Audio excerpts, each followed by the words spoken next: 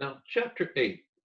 Now, social computing is information technology that combines social behavior and information systems to ultimately create value, which is so much of what we're just trying to do through business. It's focused on improving the collaborations and interactions among people and on encouraging user generated content. Now, this is a chapter that used to be lumped in with other chapters, and it's the concepts in here have been discussed more and more in a business context because of the massive increases in the impact of social computing, basically our socialization procedures in this. A lot of the topics in here are based on a lot of the concerns, I should say, about these topics happen in our ethics and our information security. And we're not going to go those, but those are underlying a lot of the issues that we're dealing with in this chapter as we go forward. Now, a term comes out, Web 2.0. They talk about the collection of information technologies, applications, and different websites out there that use all these types of social interactions that you use to generate value in the workplace. Websites enrich user experience and encourage participation, social interaction, and a great deal of collaboration. Now, the terms here are ones you hear a lot every day. Tagging describes sort of a piece of information, a blog, a picture, or something like that that allows information to appear in different overlapping associations rather than just simply one spot or category. Blog is actually one of the oldest types of internet interactions, long before we had the current graphical interfaces that are so prevalent in today's world. In the late 80s and 90s, these sort of blogging or personal logs on things were basically ways for people just to track what was going on, just state things. We didn't have large graphics. You just would have almost like a log, a web log, as they say, to basically track like an online diary. Microblogging, write short things. People are familiar with this with Twitter and other types of examples. That's one of the best examples of that.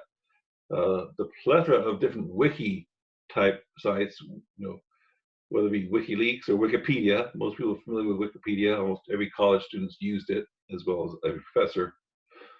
The social network, and this does have a lot of overlapping with these previous descriptions, but sort of individuals, groups, or organizations linked by some form of kindred ideas, conflicts, trades, that like. And social networking websites, we're all familiar with many of these and participate in a lot of these as we go around. And you have the enterprise social networks, and the people don't necessarily differentiate these ones from others, but they tend to be the ones that are more business oriented. And they can be public or private. They can be internal to an organization or external to the public. And these are some more that support different networking and community building types of things within a business setting. With these, you get a lot of social intelligence and social analytics provided them. And mashups is sort of a website that takes different content from a number of different sites and mixes them together to create a new type of thing. Now, the lines between these definitions get a little gray. When does an enterprise social network start being a public social network, and where these stops? But just get an idea about what we're doing on these different sites, that most of which a lot of us have participated in, and where they lead us and what we're trying to do with all these, as opposed to just worrying about, is Facebook it's a Facebook business page for business, or is it on a social network of Facebook, therefore it's social? Don't get bogged down in the detailed definitions so much as is conceptually what these are doing with each other. Now, Google Maps is a great example of a mashup, which is that last term, which uses all kinds of different programs to bring them together. As we talked about in the earlier chapter, when you go through Google Maps and you see a traffic jam, the way it knows there's a traffic jam is because it's tracking other people that have different applications they're logging into, whether it be Google Maps or other ones. It knows how many cell phones are stuck ahead of you in traffic, and therefore determines there's a jam up ahead because a whole bunch of cell phones in front of you aren't moving. So you often get a little red patch on your map ahead of them. It's just a great example about how we take other technologies to produce a new technology like Google Maps, which almost everyone in the world has used. Now, social commerce is the delivery of electronic commerce activities or commercial activities and transactions through these concepts of social computing. It also supports social interactions and user contributions, allowing customers to participate actively in the marketing and selling of products in online marketplaces and communities. Most of us have had some sort of interaction in a business, left a review, which we'll talk about more in a minute, or some other thing that sort of helps us interact with businesses and with other customers.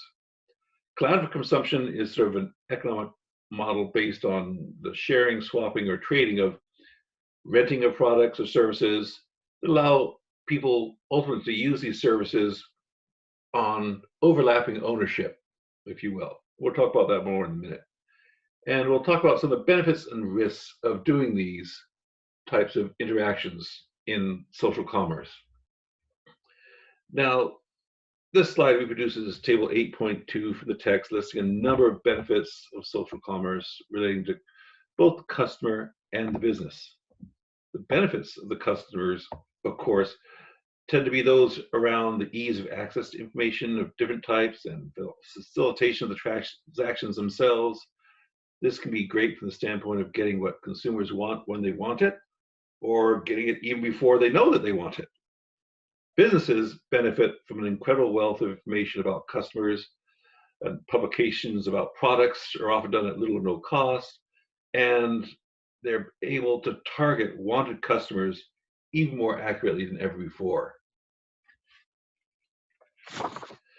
Now, some of the risks out there for both businesses and people, a lot of the privacy concerns in that we've talked about in earlier chapters, and those go along with these. I won't go into those again at great detail. One of the big things that companies face is the old 80-20 rule that suggests 80% of the information out there is generated by only 20% of the participants, so that a relatively small number of people controlling the feedbacks out there and may have a disproportionate impact on business.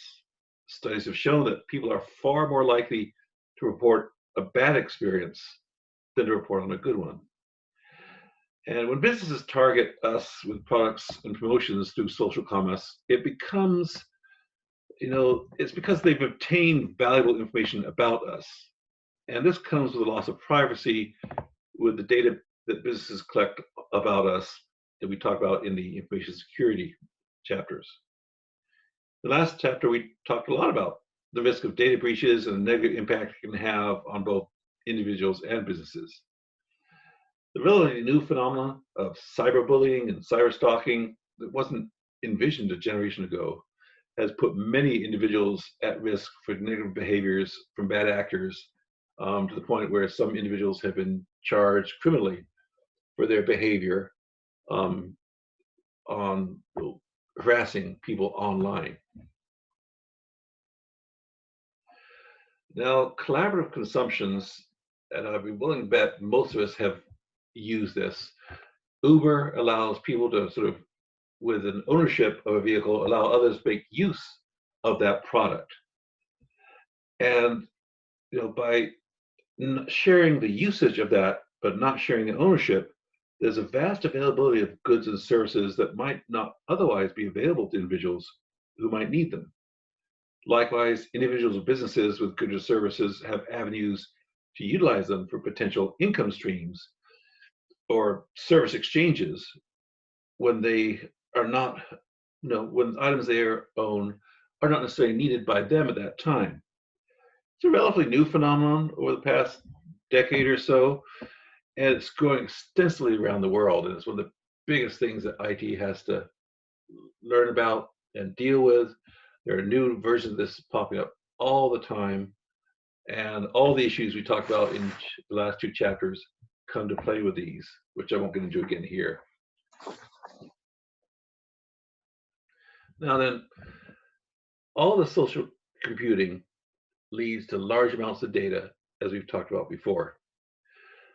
So we're going to focus a little more on the elements we touched on earlier and the benefits and risks on some of these. Now, the text defines marketing as the process of building profitable customer relationships by creating value for customers and capturing value in return. The term value has come up a lot in the course of talking about data. This data collected can be of enormous value for advertising and market research purposes. We use the term social advertising to discuss the process of bringing advertising to a customer in a social context that makes sense. This makes use of influencers in whatever social network the consumer may be participating in at a time. Celebrities or friends who share a social networking relationship can be very influential and can have well-timed ads in those settings. For example, I was recently searching online for a door at a home improvement site, and only to have a pop-up ad on a social media site show up a few minutes later from that same store showing specials on doors, as well as an opportunity to like the ad. So these different sites you're on, through different types of electronic usage and things that we agree to, as we talked about previous chapters, when we sign up for something, we agree to certain sharing information. When we don't read that, what we agree to in great detail. But obviously there was a relationship between the social media site I was on and the home improvement site that I was on, because they knew each other was talking to it, and an ad was targeting me with exactly what I've been looking for half an hour before. Now, as discussed earlier, social networks allow for amassing of large amounts of data to market just the right thing to potential customers and also target the exactly right customers. Long-standing issue in business is how not to waste marketing dollars on people that are not interested in a product and to get the right dollars focused on the right customers. Old-fashioned direct mail efforts are still an expensive way that have no guarantee that the mail won't be thrown out straight out of the mailbox. Social media platforms allow highly refined research that can result in ads and media appearing on social media sites when you're online and active. This ability, combined with research data, are a new and powerful set of tools for businesses. Now, customer relationship management is a very interesting, and it's created a lot more, shall we say, intimate relationships possible. Social computing has vastly altered both the expectations of customers and the capabilities of corporations in the area of relationship management. Customers are now incredibly empowered as companies closely monitor negative comments and proactively involve customers to resolve problems, issues for an improved customer service. Empowered customers know how to use wisdom and power of crowds and communities to their benefit in this regard. Now, social media sites are regularly utilized by businesses for both internal and external purposes. Internal social sites allow for limited information dispersal to employees and or customers. External sites are another public-facing mechanism that allow for information dispersed to the public in real time. This also includes employment and hiring activities. Job seekers can be targeted and obtain quick answers to job openings, often targeted to a specific demographic as provided within the law. New employees can orient themselves to company policies and procedures through internal websites, or internal social media sites. Such job sites such as LinkedIn cater to professional business settings and even frown on unprofessional conduct of postings not related to business and employment topics. However, there is a dark side that the text does not touch on at any great depth, to keep in mind.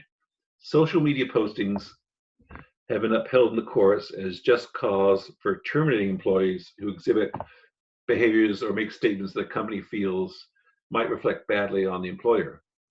It's also been justified in the same courts that organizations can review your social media participation when making hiring decisions. So be careful what you post off out there, because it can be used legally in hiring decisions and firing decisions and disciplines. Now, to summarize, there's good and bad elements for both individuals and businesses in all these social media sites, social computing, and that. And the bottom line on this too is we go through all the terminology they said at the very beginning. We tend to use terms like social media, which really have a more refined focus, but social computing is really referring to how we use computing to socialize with each other and how that develops into business relationships. Collaborative consumption has opened up many new avenues to share resources for consumers and customers, and it's growing faster and faster. So social computing has also dramatically impacted the way businesses can market to customers and handle their relationships with customers. It's impacting hiring practices, impacting employee development practices. So be aware of all the topics in these as we talk about how we develop our information systems and information technologies. This is becoming more and more important from a concept about how businesses interact going forward, and it's not going to get less.